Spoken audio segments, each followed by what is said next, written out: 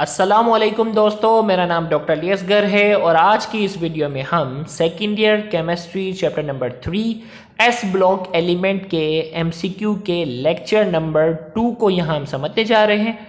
Lecture number 1 में हमने MCQ number 16 तक हमने डिस्कशन की थी और आज लेक्चर नंबर 2 में हम एमसीक्यू नंबर 17 से बाकायदा इसका आगाज़ करने जा रहे हैं। तो इस लेक्चर को शुरू करने से पहले आपसे रिक्वेस्ट करेंगे कि अगर आपने अब तक हमारे इस चैनल को सब्सक्राइब नहीं किया जो कि सिनबोर्ड टीचिंग के नाम से है, तो काइंडली आज ही आप हमारे इस चैनल को सब्सक्राइब करें, साथ ही साथ बेल आइकन को लाजमी क्लिक करें ताकि हमारी अपलोड करदा तमाम वीडियोस की नोटिफिकेशन आपको रिसीव हो सके। तो आइए हम स्टार्ट करते हैं एमसीक्यू नंबर 17 से। इसमें कहा जा रहा है which of the following industrial process does not use a catalyst. 4 industrial preparation आपके सामने ऑप्शन में मौजूद है और पूछा जा रहा है कि इनमें से कौन सी इंडस्ट्रियल प्रिपरेशन है जिसमें कैटलिस्ट की जरूरत नहीं पड़ती। तो ऑप्शन ए में कहा जा रहा है the oxidation of sulphur dioxide, B में कहा जा रहा है the oxidation of ammonia, C में कहा जा रहा है द सिंथेसिस ऑफ अमोनिया और डी में कहा जा रहा है the electrolysis of sodium chloride. तो 4 ऑप्शन आपके सामने इस वक्त स्क्रीन पे मौजूद है। मुझे उम्मीद है आप एक ऑप्शन सेलेक्ट कर चुके होंगे। तो इनमें से कौन सी इंडस्ट्रियल प्रिपरेशन है जिसके लिए कैटलिस्ट की जरूरत पेश नहीं आती। तो आप उम्मीद है एक ऑप्शन सेलेक्ट कर चुके होंगे। तो इसका करेक्ट आंसर हमारे पास है D, the electrolysis of sodium chloride. Sodium की इलेक्ट्रोलाइसिस के लिए कोई कैटलिस्ट की जरूरत नहीं पेश आती। एमसीक्यू नंबर 18 इस वक्त आपके सामने स्क्रीन पर मौजूद है। Which of the following statement is correct. 4 statement आपके सामने दिए गए और पूछा जा रहा है कि इनमें से कौन सी स्टेटमेंट जो है वो करेक्ट है। ए में कहा जा रहा है both alkali and alkaline earth metal have colour compound. Alkali और अल्कलाइन अर्थ मेटल जो होते हैं उनके कंपाउंड कलर होते हैं। बी में कहा जा रहा है both alkali and alkaline earth metal R P block elements. कहा जा रहा है अल्कली और अल्कलाइन अर्थ मेटल जो है वो पी ब्लॉक से ताल्लुक रखते हैं। सी में कहा जा रहा है hydro oxide of both families are weak basis. हमें कहा जा रहा है इनके जो हाइड्रो ऑक्साइड जो बनते हैं वो वीक बेस होते हैं। और डी में कहा जा रहा है both alkali and alkaline earth metals are prepared by electrolysis of their fuse chloride. हमें कहा जा रहा है अल्कली और अल्कलाइन अर्थ मेटल को हम जो तैयार करते हैं वो इलेक्ट्रोलाइसिस के जरिए करते हैं, जिसमें वो अपने क्लोराइड के साथ फ्यूज होते हैं, बॉन्डिंग की हुई होती है। तो उम्मीद है आप एक ऑप्शन सेलेक्ट कर चुके होंगे। तो इस एमसीक्यू नंबर 18 का जो करेक्ट आंसर है वो डी है, both alkali and alkaline earth metal are prepared by electrolysis of their fuse chloride. तो अपने फ्यूज क्लोराइड यानी फ्यूज क्लोराइड वाले कंपाउंड से इनको तैयार किया जाता है। नंबर 19 इस वक्त आपके सामने स्क्रीन पर मौजूद है। Molecular formula of bleaching powder is. 4 option आपके सामने मौजूद हैं, 4 फॉर्मूले दिए हुए हैं और आपको बताना है कि इनमें से कौन सा फॉर्मूला करेक्ट है ब्लीचिंग पाउडर के लिए। तो 19 का हमारे पास आपके सामने 4 ऑप्शन है। तो करेक्ट आंसर हमारे पास जो है 19 का वो बी है, CaOC। देखो बुक में लिखा होगा ना CaOCl2, तो ये कंफ्यूज करने के लिए दिया हुआ। बाकी अगर आप देखें तो सारे फॉर्मूले गलत हैं, सिर्फ यही फॉर्मूला है और इस फॉर्मूले को थोड़ा सा कंफ्यूजिंग अंदाज में दिया हुआ है CaOClCl, जबकि क्या है CaOCl2 बुक में लिखा हुआ है। तो करेक्ट आंसर हमारे पास है 19 का B. Number 20 molecular formula of sodium sulphate is. आपके सामने 4 ऑप्शन है और पूछा जा रहा है कि इनमें से मॉलिक्यूलर फॉर्मूला सोडियम सल्फेट का कौन सा है, ABCD। 4 ऑप्शन आपके सामने, उम्मीद है एक ऑप्शन आप सेलेक्ट कर चुके होंगे। तो इसका करेक्ट आंसर हमारे पास जो है वो है बी, Na2SO4। तो 20 का करेक्ट आंसर हमारे पास है सोडियम सल्फेट का जो करेक्ट फॉर्मूला है Na2SO4। एमसीक्यू नंबर 21 आपके सामने है। Reaction of S block elements are. S block elements के जो रिएक्शन होते हैं वो कैसे होते हैं। ए में कहा जा रहा है वेरी स्लो, बी में कहा जा रहा है वेरी फास्ट, सी में कहा जा रहा है मॉडरेट स्पीड, डी में कहा जा रहा है some time very slow and some time very fast. तो उम्मीद है एक ऑप्शन आप सेलेक्ट कर चुके होंगे, कमेंट में अपना जवाब दे चुके हैं और इस 21 का हमारे पास करेक्ट आंसर है वो बी है, very fast. S block elements के जो रिएक्शन होते हैं वो बहुत फास्ट होते हैं। Number 22 Which of the following is true about sodium hydride? इनमें से कौन सा ऑप्शन जो है वो सोडियम हाइड्राइड के लिहाज से करेक्ट है। ए में कहा जा रहा है it is yellow colour solid, B में कहा जा रहा है it is slightly soluble in water, C में कहा जा रहा है it is highly soluble in water, D में कहा जा रहा है hydration of sodium hydroxide is a endothermic process. उम्मीद है एक ऑप्शन आप सेलेक्ट कर चुके होंगे और इस एमसीक्यू का जो करेक्ट आंसर हमारे पास है वो सी है, sodium hydride. It is highly soluble in water. Sodium hydride जो है, क्योंकि ये आयनिक हाइड्राइड की एग्जांपल है और आयनिक हाइड्राइड जो होते हैं वो हाईली सॉल्युबल इन वाटर होते हैं। नंबर 23 आपके सामने है, विच of the salt below will produce an अल्किलाइन solution when dissolve in water. आपके सामने इस वक्त ऑप्शन में 4 सॉल्ट मौजूद है और पूछा जा रहा है कि वो कौन सा सॉल्ट है जिसको पानी में हम डिसॉल्व करेंगे तो हमारे पास सोल्यूशन जो बनेगा वो अल्केलाइन होगा। ए में हमारे पास Na2SO4, बी NaCl, सी Na2CO3 और डी में कहा जा रहा है NaNO3। तो हमारे पास इसका अल्केलाइन सोल्यूशन का कौन सा सॉल्ट है जिसको पानी में हम डिसॉल्व करेंगे तो सोल्यूशन जो बनेगा वो अल्केलाइन होगा। तो हमारे पास इसका करेक्ट आंसर 23 का है वो सी है, Na2CO3। Number 24, which one is soluble in water. आपके सामने जो है वो 4 ऑप्शन दिए हुए हैं, इनमें से कौन सा सॉल्ट जो है वो पानी में सॉल्युबल है। ऑप्शन ए AlCl3, बी में कहा जा रहा है NaCl, सी में कहा जा रहा है AgCl और डी में कहा जा रहा है ऑल ऑफ दीज। तो इस MCQ नंबर 24 का हमारे पास जो करेक्ट आंसर है वो बी है, NaCl। याद रखिएगा AgCl और AlCl3 they are slightly soluble in water, पानी के अंदर बिल्कुल स्लाइडली सॉल्युबल होते हैं, जबकि NaCl क्या है, हाईली सॉल्युबल इन वाटर। तो हमारे पास इस MCQ 24 का करेक्ट आंसर है वो B, NaCl। Number 25, compounds of alkaline earth metals are less soluble in water than the corresponding alkali metals because of. Compound of alkaline earth metal, alkaline earth metal के जो compound हैं वो less soluble होते हैं पानी में alkali metal के मुकाबले में, क्यों।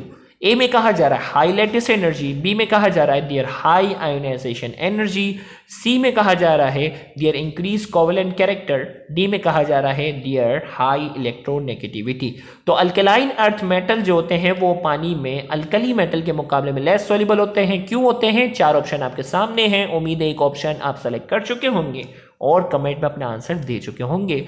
तो इस MCQ का करेक्ट आंसर हमारे पास है 25 का ए, हाई लैटिस एनर्जी।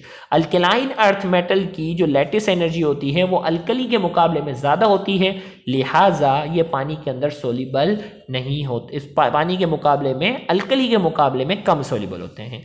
इसी तरीके से number 26, which of the following metal ion has lowest ionic mobility in aqueous solution। इनमें से कौन सा आयन है जो aqueous solution के अंदर सबसे स्लो हरकत करेगा। Option A lithium, option B potassium, option C sodium और ऑप्शन डी सीजियम।